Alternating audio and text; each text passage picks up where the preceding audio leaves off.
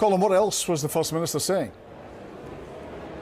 Well, John Swinney is just back from that last-minute trip to Washington. He called us all to Butte House for a press conference to tell us how it had gone.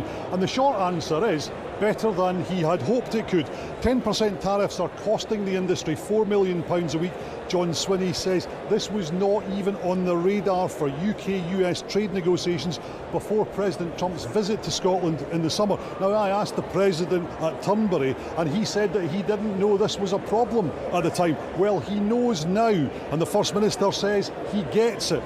He told President Trump that zero tariffs on whisky would not only help Scotland, but also help the Kentucky bourbon industry, which exports about $300 million worth of barrels to Scotland every year, although Scotch whisky exports to the US are worth about 4 times that.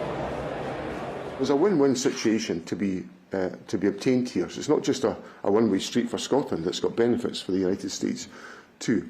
That's why I think it's a really attractive proposition. And I think in the light of that, I think there is every possibility a deal can be made. What I've done is I've got much greater focus and priority attached to this. I don't think this was anywhere on the cards prior to President Trump's visit in the summer, but I've now got it on the agenda, and I leave it very much to the United Kingdom government, who have the constitutional responsibility to negotiate this deal. And I want to make sure every effort is put in to make sure that's the case, and I've got confidence.